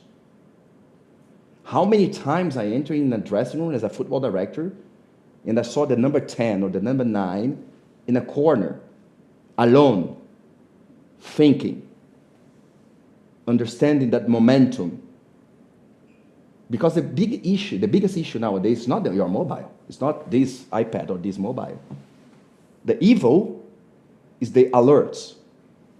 That things popping up in your screen all the time, WhatsApp, Messenger, Facebook, Instagram, and whatever.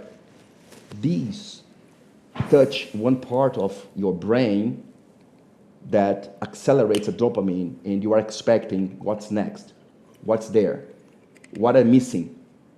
So try to develop the hype focus. There are a lot of books written about that. And the windows.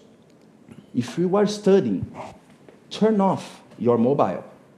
Of course, you don't need to turn off your mobile for an entire day. I can't do that. But maybe for 1 hour, because you have to study a certain subject. 30 minutes, because you have to discuss with someone from your team. 30 minutes, because you have to talk to your financial department or secretary. 2 hours, because you have to be with your wife. or your friend, or you're having a glass of wine, or you're socializing. I remember, Alberto, in 2001, I went to Arsenal training grounds. That's when I met Mr. Arsene Wenger. And today we are lecturers in FIFA together. We share the same class. I never forget this. In the Arsenal training grounds, I enter into a restaurant, and we have a seat, and Mr. Wenger said, okay, gentlemen, let's turn off our mobiles. There was no WhatsApp at that time, but it could be someone ringing when you were socializing and discussing things with other peers. So the hyper-focus is something that you should try to learn how to develop. Turn off the alerts. It's not the problem, it's not the mobile. The problem is the alerts popping up in your screen all the time.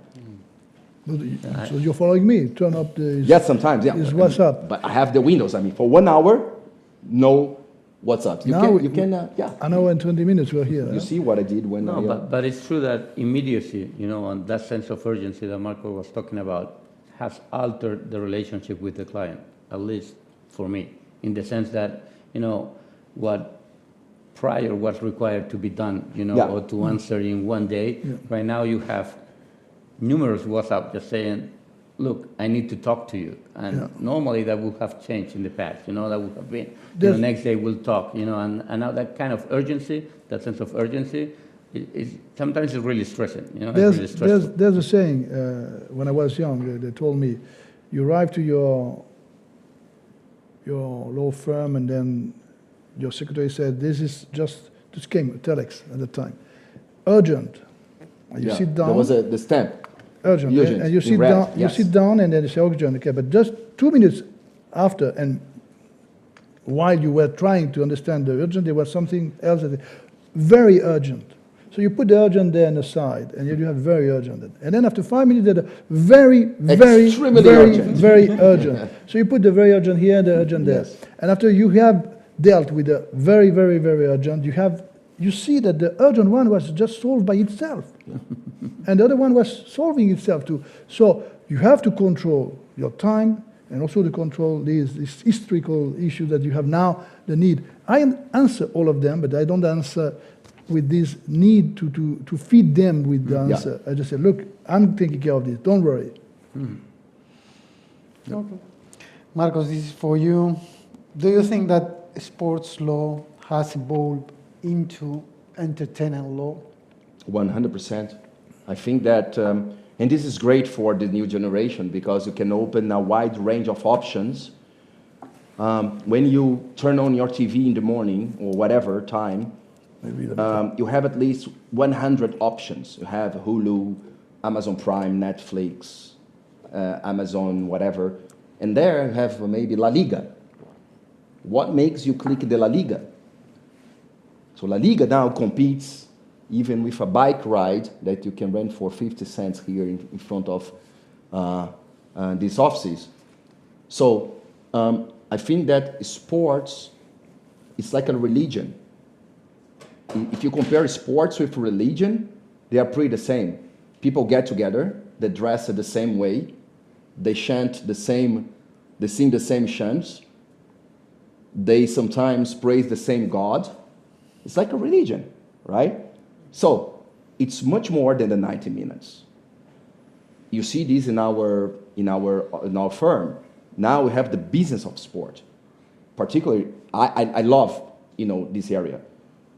Now I don't go too much as Juan to the cars, only certain cases. But the business sport take most of my time. Digital, Web3, monetization, 365 monetization, innovation, fan engagement, sponsorship models, the paradigm of the audiovisual. Everything has changed.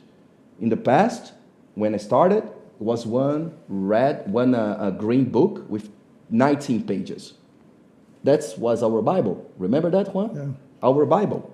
Nothing else. To be a sports lawyer, international sports lawyer, you need to know that FIFA regulations on starts on transfer player, 1997 version. 13 pages. Nothing else. Now we go to the FIFA, it's like the Premier League. Every day you open the Premier League website, you have a new rule. every day. So everything has changed. It's much more complex. We have competitors in our industry. Football competes with all of forms of sports. Did you see the halftime of the Super Bowl? More audience than the Super Bowl per se. I was there and I saw that preparation. Was it the Grammy? And you know that the halftime is Rock Nation, Jay-Z agency. The numbers I will present tomorrow in our lecture. There were lawyers involved on that.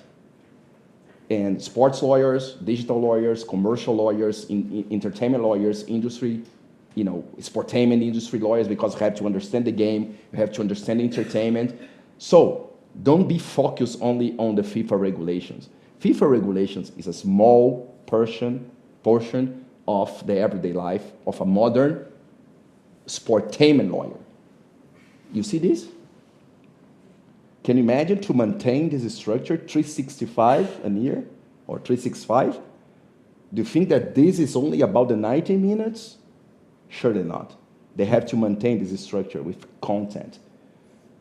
Real Madrid is not a football club. Real Madrid is a hub of content. And I'm pretty sure that all departments in these buildings are focused in providing a full-time entertainment to the fans. That with the peak is the 90 minutes. Is Vinicius Junior scoring the final of the Champions League. This is the maximum. But until you reach there, you have to know every single possibility to monetize the show. So be aware, don't be focused, because football is not only about rules and regulations. It's much more. Jose, any further? No, we've always talked about it in the sense that, change has, sports has evolved, dramatically, from a Spanish perspective, you just gotta see what has been the development of La Liga, or what is the actual targets of La Liga, for example, or what Premiership has become. I think that Marcos was saying very right. To me, sports is like competing right now. Is PlayStation, Netflix, whoever, they're just competing for our windows, our slots of time, whatever the entertainment is, whatever the entertainment is football, whatever the entertainment is snowboarding, whatever the entertainment is just playing video games with your kid, everybody's fighting for that slot of time, your slot of time, that whatever you're willing to provide. And football has just become that, it's pure entertainment in the sense that, it's TV. When you're running a football club, what is the most important thing? And everybody will say the players, but it's how you sell those players. It's all about the money. It's what Marcos was saying. What is coming here? TV rights, naming rights, merchandise, and sportsmanship. And then you got the clowns. We are all being players. We're the clowns. Normally they're very well paid, but at the end, what is the industry around that? What is the industry around the Super Bowl? What is the commercials, what is the entertainment, and that's what it's all about, You see the report of the Netflix? Yeah. They say that we do not compete with HBO. We compete with Fortnite.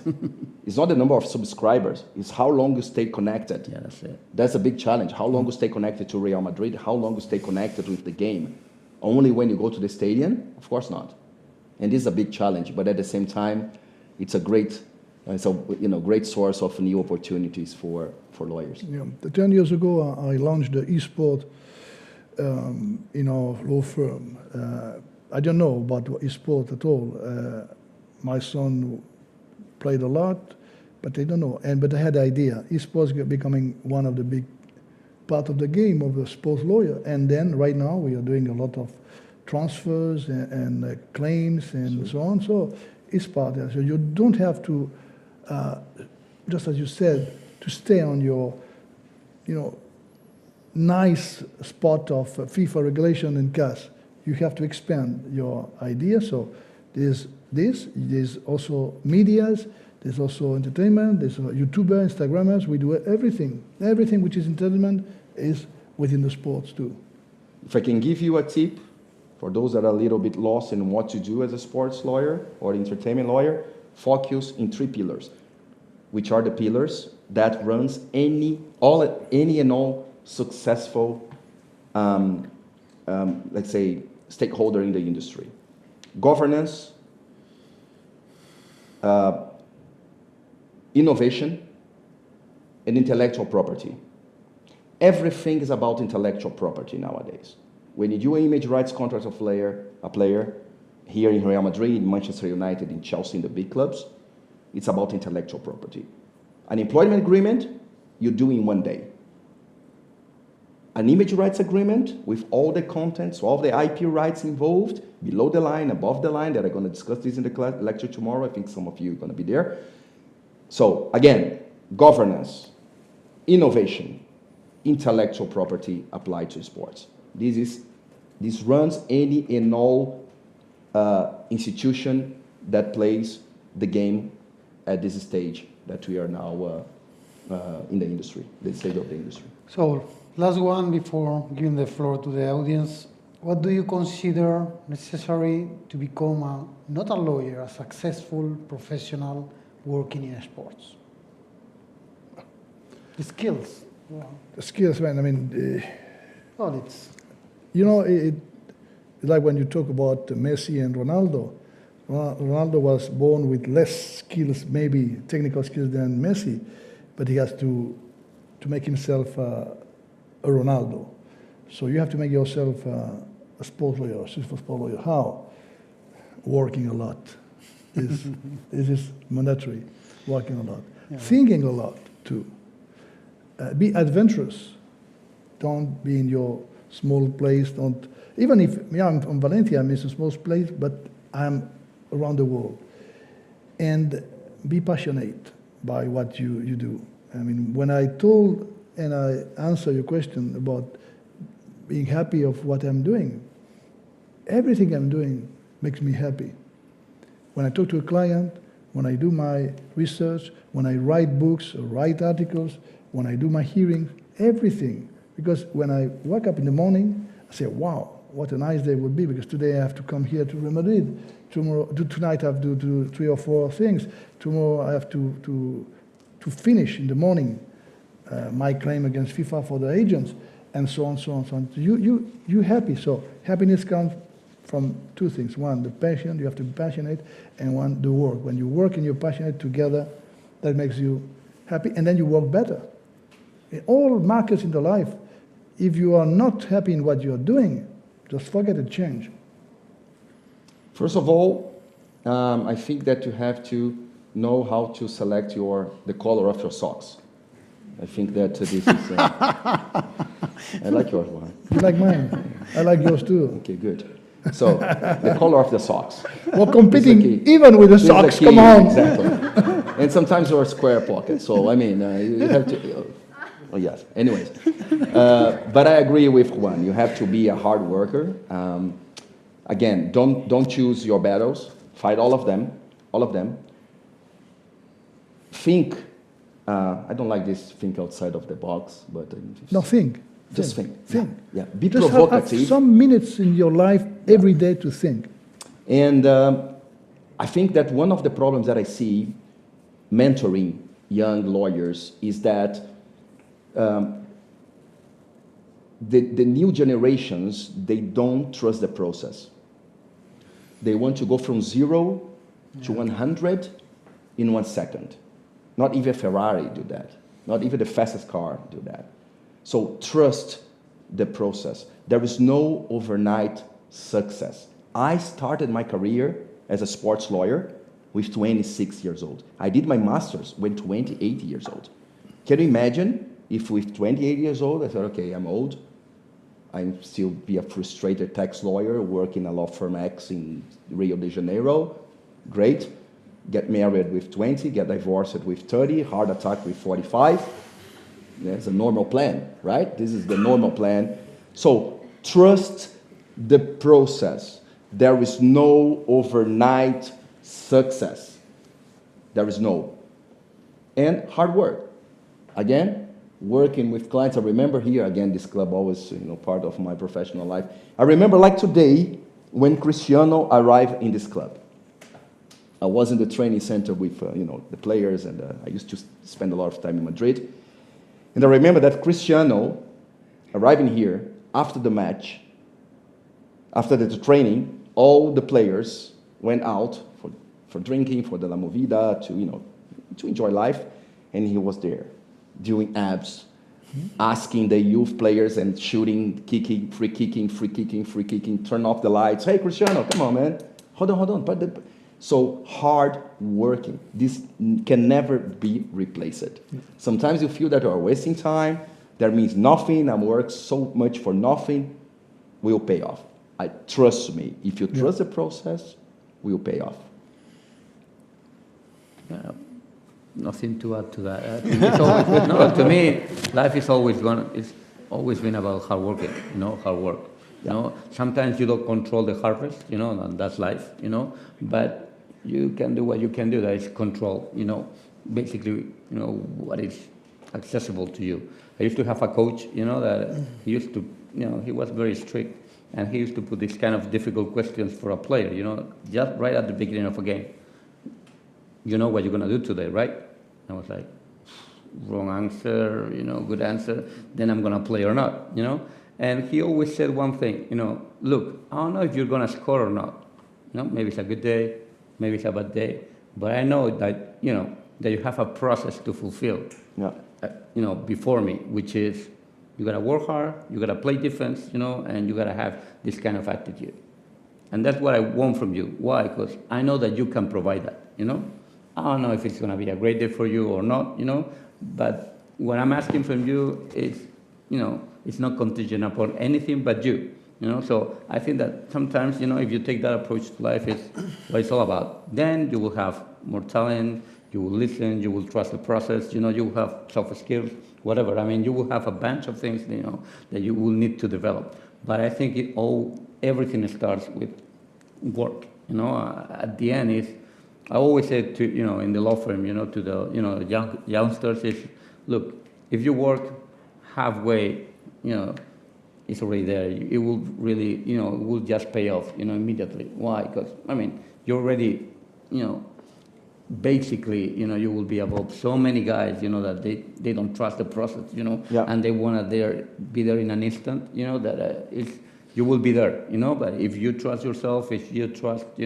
what you got to do, it's not going to be easy, it's not going to be, we were saying the harvest is not going to, you're going to have the crops and 5 days later it's going to be there. But at least if you maintain that kind of, line of work, to me, it will always pay off in a way, but even though sometimes you don't accomplish what you really want to accomplish, because it will get there in some different ways. As Mr. Ferguson said in that dinner, consistency over convenience, always. Absolutely. So we have around 20 minutes left. I'm going to give the floor to the audience. And please, guys, take the chance to be shameless with these guys, because a few times you will have the chance to make questions to this bunch of guys. So, go ahead. Is there any Yours first. Is there any mic? Is there any mic here? Any microphone can or hear. something like that? Or you can, With the mic, if you, Yeah, we have one. Yeah.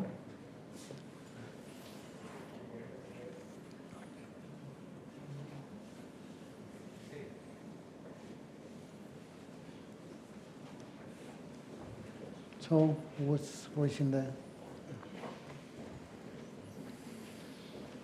Thank you, Aniol. The press conference of Real Madrid are here. The press conference. La conferencia de prensa son aquí, realmente, en Madrid. Yeah. My question's for all three of you.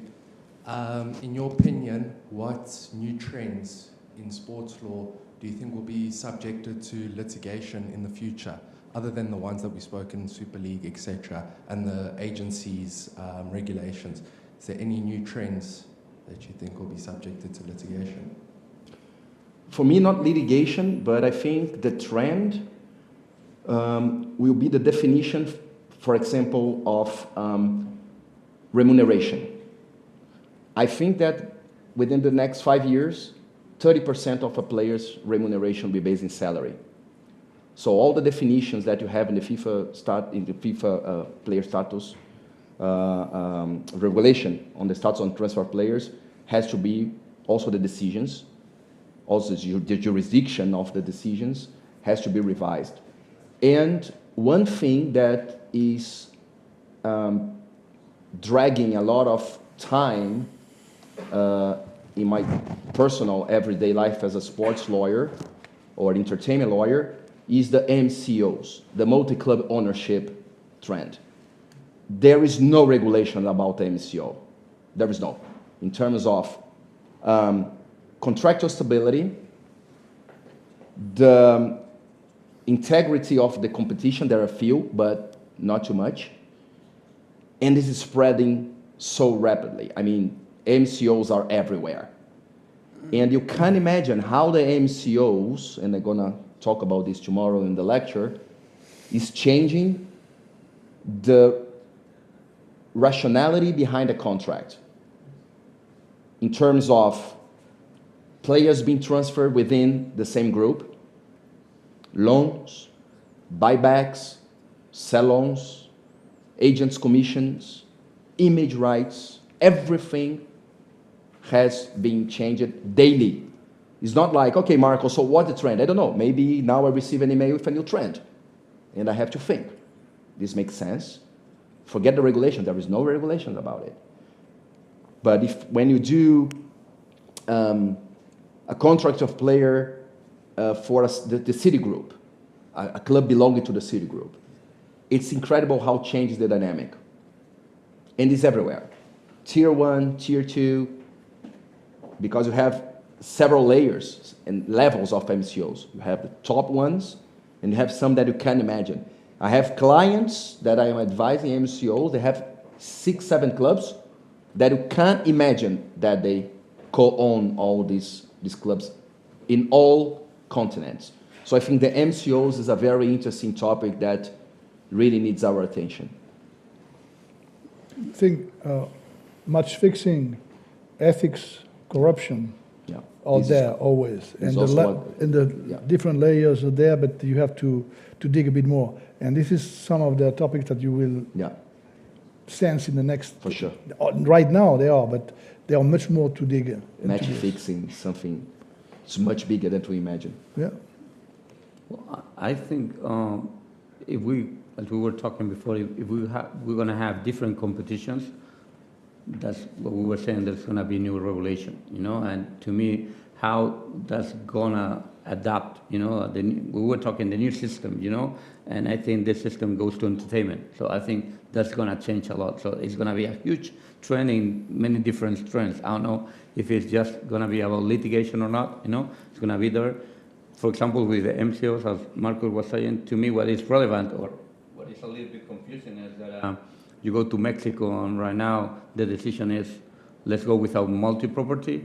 And then when you go to the rest of the world, you're talking with big clubs, or the Chelsea owner talking about, you know, we have to acquire different clubs. You know, it's like that kind of different decisions, you know, worldwide, and what is going to be the impact on that? You know, how we going to govern that? What is going to be the regulation about that? Is that FIFA is going to support that? On the other hand, we're just going to go to an Anglo-Saxon model, you know, where it's just going to be one property, you know, and we're going to compete, no promotion or relegation, Superliga, etc. Sports betting. Yeah, that goes in line with what we said. I mean, that to me that was that you know that's very exciting in the sense that look, there's in one continent, you know, we're watching and we're observing this, and here we're serving a complete different issue, you know. So I think probably they're gonna collide, you know. So I mean, from a lawyer perspective, I think that's very interesting, you know, to see what's gonna happen there. And I think technology is always gonna bring you something new, you know, in the sense. As I said, innovation is a key. We are much faster than the regulators. Mm-hmm. The market is much faster than the regulation. So when they To think me, they are for example, regulating, we have something new, a spin-off of. I've always thought, you know, about minors, you know, in the sense that if you're going to create new competition, you know, what's going to be the relationship, first of all, with the player, then with the minor, you know, if the information is there, you know, we're going to have much more information, then the minor is still going to be, you know, such a weak link, you know, if we got all the information, etc. You know, I've always been obsessed, you know, with that issue in the sense that I cannot believe that Vinicius could not come to Madrid when he was 16, to be honest. Yeah, because in the past you used to deal with the regulations of a team. Then you start to deal with the regulations of a club. Now you deal with regulations of corporations. Multi-billion market. So this is in the course of few decades, right? And the beautiful part of it is that this will not happen. This is happening now, And we are part of it, all of us. You can raise at least, you can write something that came to your mind that applied to an MCO. That's new. I love to receive like articles and new ideas because we are stakeholders. And the market's much more open than we imagine. So, you know, I like to provoke Juan as well. You know, Lasa, we are always provoking because we cannot be in the Green Book of 1997. No, not anymore. Even we are older than you. There was somebody here. Yeah.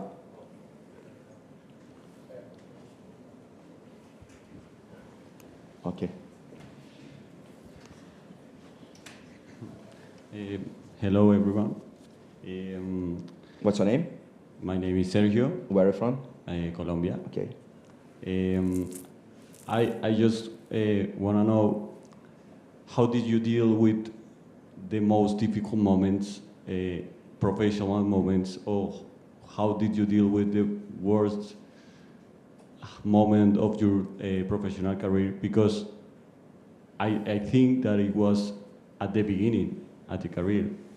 And you said trust in the process, but maybe in the beginning, or at the beginning, is when you hesitate more. What was your, I don't know, your Sergio, I already lectured you, I guess, no? I told you that already. That's a worst moment of his career? One, ABC. always be cool? Always be cool. Relax. 2, be adventurous. Provoke. Try, always. And that is the starting point. Always the starting point is provoking, trying, being there, and not just waiting and seeing. Waiting and see is the worst thing you can do. So I guess I already told you that, but you forgot, I think. No, I always said, always be cool. No, I'm joking. For me, I'm provoking you. for me, the key factor is to think, rethink, and think again. How would be your life? How you develop your career? How you just. Well, as a player, not as a lawyer, I would say that you always have to believe, you know, that you can do things, you know. Then it's a contradictory thing, you know, that is, you got to know what you can do and what you cannot do, you know, which mixing it with belief, you know, is sometimes difficult, you know, with that kind of faith. But you need to believe that you can do it, you know, and again, just put the hard work in order to do it, you know, because then it's not going to happen, you know. It's to me, that's the basics on everything that you can do. And then, you know, you just got to endure whatever is going to come. But to me, my homework is already done, you know. If you fail, then it's a learning process, you know. You will have to examine yourself and say, look, I didn't do this, you know. I didn't control the pressure, you know. I wasn't handling well whatever, you know, and I didn't have this kind of soft skills.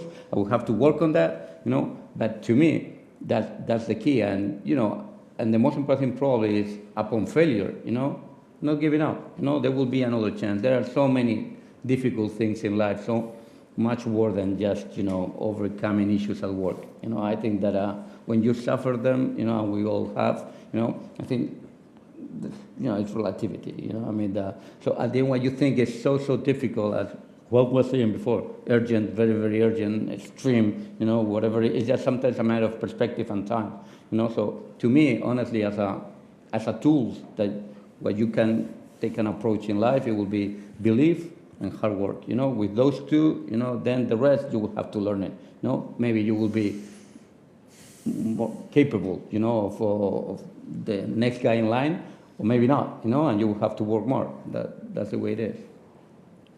For me, it's be ready, because your mind will always play tricks on you. Always. Your mind is always playing tricks on you, 24/7. The first answer is a wrong answer. Always. Your first answer comes out, as Alberto said. And I remember when I was a young lawyer studying in England, and I was working with a big law firm in London, and there was a very experienced senior partner of that firm, a big five, Golden Circle firm in London, 1,000 lawyers. And I was a young lawyer with another young lawyer dealing with a complex case. And we are going nuts, going circles, you know, when the ideas start to go in circles. And I remember that the British lawyer, the English lawyer said, and he saw that movement, and he said, okay, gents, let's have a cup of tea. While you're doing your tea, any English here? Any British? Any English? Yes. It's like this, huh?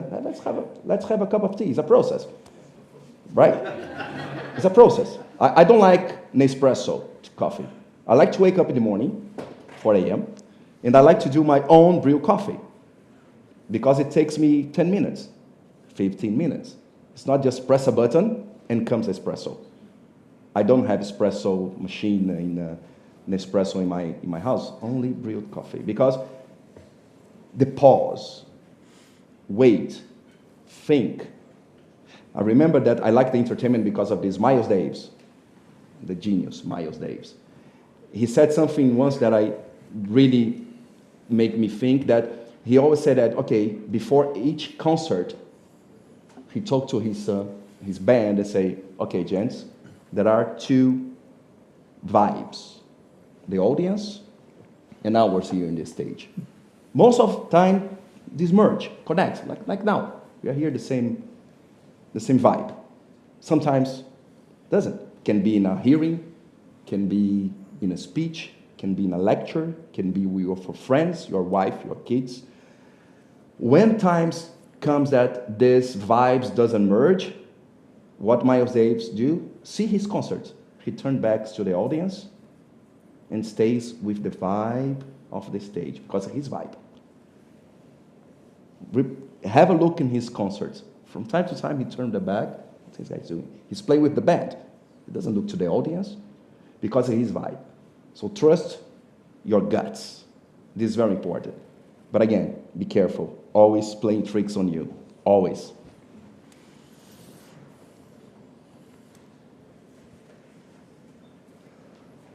Good evening.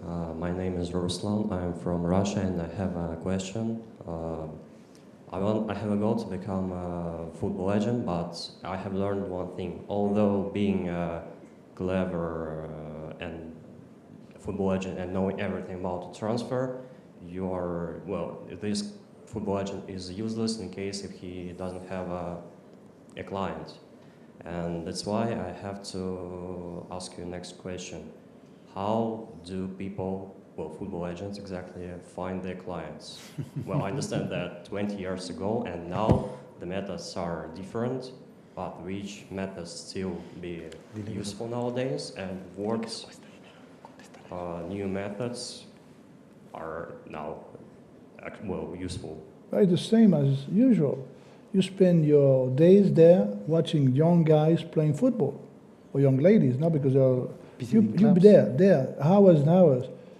When I was young, I used to spend Saturday and Sunday morning in Valencia. We have a river which does not exist anymore. And then in the old rivers place, they have more than 100 places. And I was there in the morning, 5-6 hours. I was not willing to be an agent, but I said, okay, I like this guy, I like the other one, just for fun. But you want to do that for money. So watch, and pick the one. If you're good enough, you will be successful. If you're not good at watching the right player, then forget about being an agent. And this is the half part of the thing, because of course you have to get good football players, but also you have to have good contacts in clubs. Or you have to develop your relationship with clubs, But to this speak is- with the sporting director. This is the second part. The first part, you have to try to reach the goal, the main goal there. But you have to be useful for that. I don't know.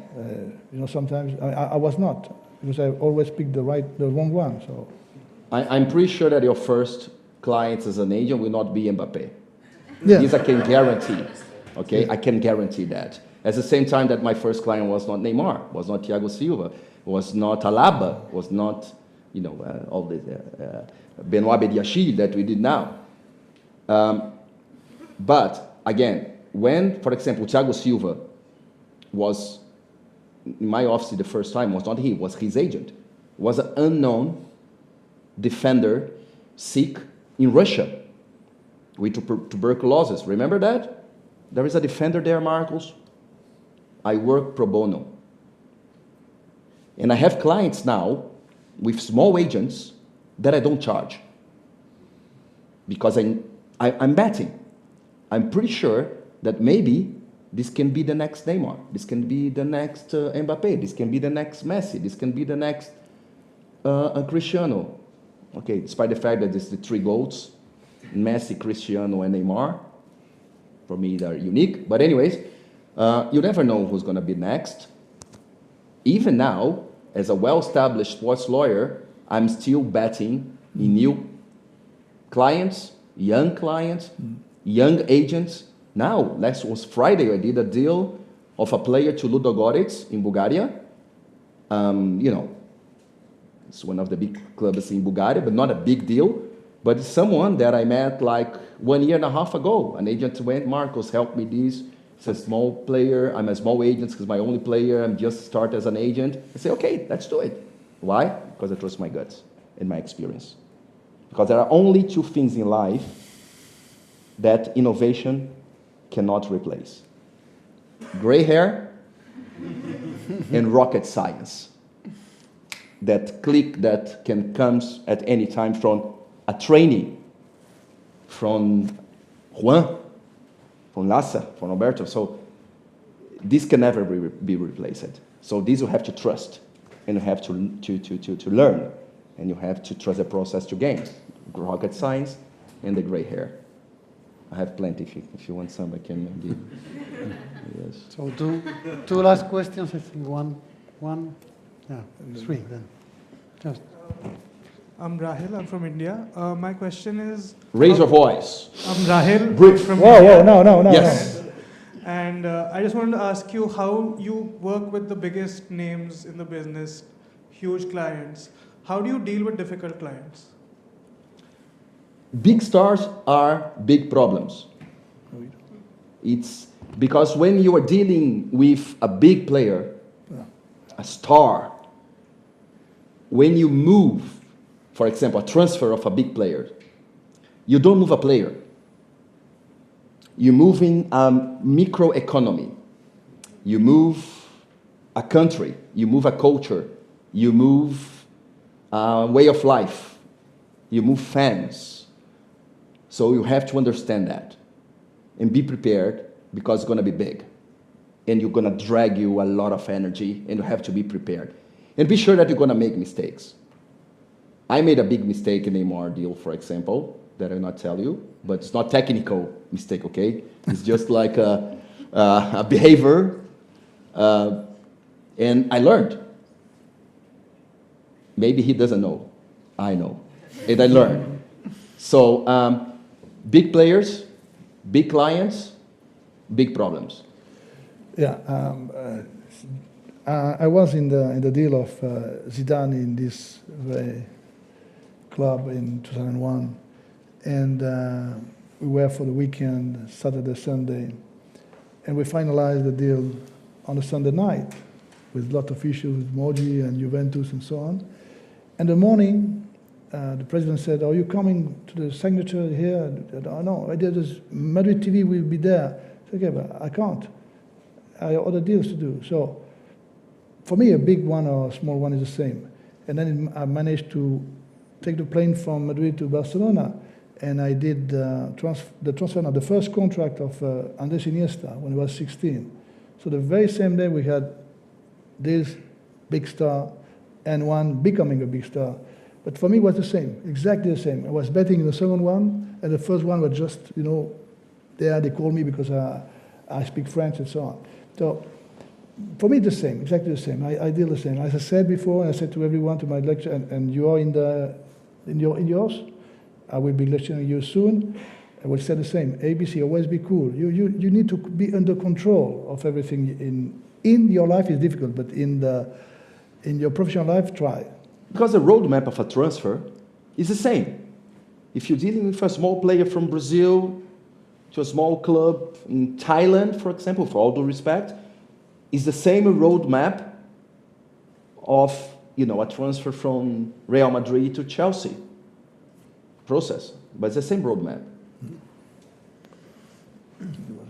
So Alfonso and the last one, yeah. Well, Here, so here. first him, and then Alfonso, and Yes. finish. Hi, my name is Jose. I had the opportunity to hear all of you about the regulation of the agents, but I have a more complex question about the concept of financial fair play. It first appeared at the 2008, 2010, 2011, I think. We have different regulations at UEFA, La Liga, Premier League. Every professional league has their own rules, and also we are speaking about different governments. For example, the Commonwealth countries or common law countries, they have no regulation in sports matter or topic, and then we have countries like South American countries or Spain, Italy, French, or Spain, where it exists strictly regulation about this topic. For example, in La Liga, we have this financial fair play that is very restrictive in comparison with, the UEFA regulation or the Premier League regulation. From my personal point of view, I think that if FIFA or the UEFA don't make a universal or list of Standards, minimum standards. Yeah, minimum standards that all competitions should apply. We are facing a true menace to the spirit of the competition, because when first appeared PSG, we have the French champions was Lyon for straight 9 years or 8 years or so. And now we're speaking about topics like Superliga that it's appearing, and big clubs wants to create their own competition, but we are not speaking about the true Superliga that is nowadays the Premier League. We see players from clubs in Spain that compete for European competitions. They are going to mid-table teams in Premier League for better contracts because they can spend more, because Premier League is more attractive in a business point of view. But I don't know if there's an answer. I know that it's not illegal for rich clubs to invest a lot of money, but what we saw this market with Chelsea, it's something incredible. I mean, they spell 800 million years, 600 million years or so, and I don't know. I mean, the answer they gave was that they found a hole in the regulation that where they can make contracts of 8 years or so to play with the numbers, so in the financial fair play to apply the rules. But I don't know, what do you think of this topic? I know. Forget it. You're mistaken. I mean, there's no hole. Forget it. In England, you can have a contract for 1 year, for 8 years, or for 20 years. In Spain as well. Yes, it can in have Spain a as well. After what happened with Chelsea, the Premier League said that they are going to modify it, or no? No, they can't modify. The UEFA There's a labor law. There's a labor law. They can't modify that. There's a labor law. Labor law in Spain admits everything. And in other countries, it's 4 or 5. But don't you think that is utopic to try to regulate? Why you need so much regulation? Yeah. Over-regulation is non-regulation. Why do you want to regulate the entire market as one rule? Do you think that the rule for Chelsea applies to Flamengo in Brazil or to a second division in a club in Paris Saint-Germain? You don't can be need compared to Bulgaria. It's impossible. But you don't need it in Malawi or Madagascar. You don't need financial fair play. So if FIFA is doing financial fair play for all the countries, and not the same in Spain or in England than in Malawi or in Nepal or in India. Yeah. I mean, it's going to be like the agency. They are doing for the agents, for the big agents, when they are crushing the small agents. This is a mistake. So let's have a continental one, like the CONMEBOL work on that, continental one, and then a local one. That's all. Don't give ideas to FIFA, please. Listen, when I mean, I know it's not illegal what they're doing, but I think that it is a true menace to the spirit of the competition. But it's a problem of the Premier League, or the English FA, because they are competing. But if they have different rules for the UEFA, they have to comply. I give lectures in La Liga. I love when I go to that building and I say it's not football, it's La Liga. No, it's football, it's La Liga. So if you want to grab a piece of the cake, you have to play my house, my rules. I mean, it's impossible to have a common rule. But Marco, it's the same in all the markets, not only in sport. Yeah. All the markets, you have more money, you can have a better house, and then with a better house, you have a better this and better that. That's a very romantic view. I agree with you. I agree. I like that. But practically speaking, it's so difficult to rule an internal market. Can you imagine? In a continental level, it's more difficult. In the global level, forget it. And from a lawyer perspective, if you profiting from a gap, well done. Honestly, that's a good job, for Chelsea. If you gotta change any regulations in the Premier League, perfect, But there's someone who's done their job, But as well as we were saying, one of the first things that I learned in CAS, it was that. The difficulty of regulation in Uruguay versus Italy, And I remember discussing with an arbitrator that it was impossible because he was asking, well, what would you do in Uruguay, versus Milan? Nothing. I don't like too much this concept that, okay, that's FIFA saving the game. In the Bueno Rodriguez case, it was a national law of Uruguay, in which at the end of each season, I told you, I guess, you have, at the end of the season, at the end of the contract, you have either to sign a new contract, or else you couldn't train, be paid, etc. I told you that. And then they said, okay, this is Uruguay. So those guys went to Paris Saint-Germain. We want to use Uruguayan law. But Uruguayan law is against European law. It's against Swiss law.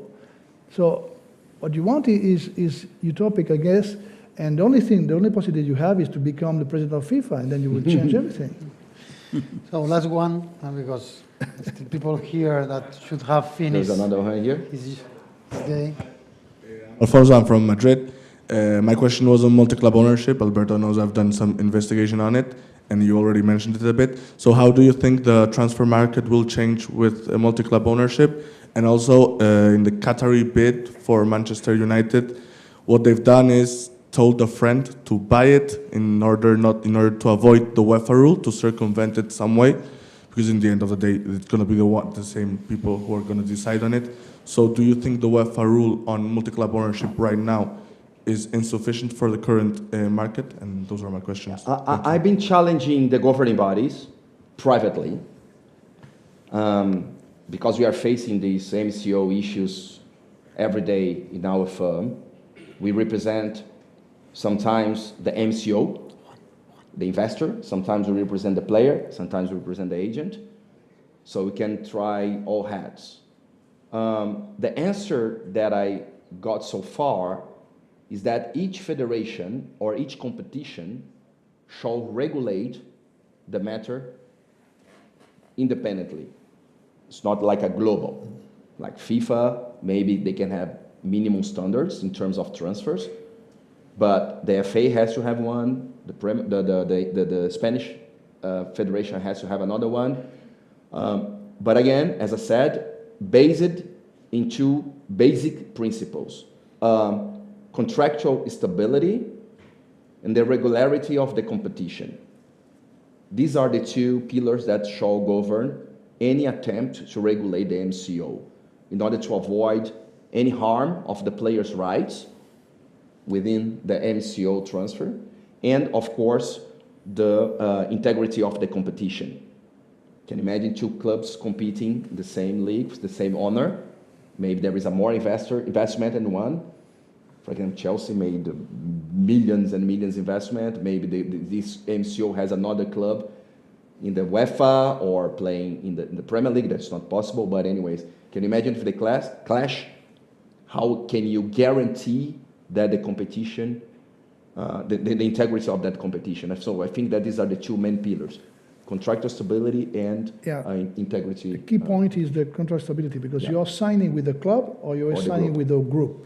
But you had to have there MLS. Yeah.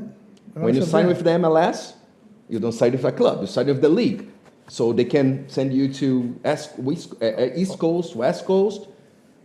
I mean, for me, it's strange. You don't sign with the club. You sign with the league. Is that a TPO? Because MLS is not subject to FIFA. It's the U.S. Soccer League, and MLS is ruling as a third party the movement of players. Are they influencing in the players' rights or not? I always challenge that. They're influencing the competition. They're influencing the competition. That's the point. And in this case, is you sign with City, or you're signing with City, or you're signing with New York City, or with the Australian club. They said, and what I can tell you that when you sign, when you are representing a player and you sign with an MCO, be sure that there are already provisions about the movement of a player within the MCO. Yeah. And FIFA has already said that they will be against it. So, but FIFA is always against this everything, right? I mean, it's their role, it's their job. But I think it's going to be a legal challenge, and no doubt, in those two pillars, because those are the start, that would be the financials one. And to me, it will be no longer, which is always be about it, integrity of the competition, fair play, but as well as the integrity of the competition in the sense of the financial situation, what City, is, where is the money? Is the money implemented in this competition? Whatever you've earned here is implemented here, it's been implemented in the group. Who you're invoicing to, on those holdings, it's Qatar invoicing, a third guy, it's like same with agents. Okay, perfect. I'm going to rule on this, but are you invoicing to each other? And no one of you is in this, in this transaction? But the player is always the weak part. So I think that I like when FIFA say that we'll challenge, because the player is always the weakest part. So I think that it's important to raise the voice against it somehow, or at least to try to have minimum standards to guarantee the players' basic rights. So, thank you so much. Muchas gracias. Juan de Dios. Thank you so Siempre un much, placer. Marcos. Thank you so much, Jose.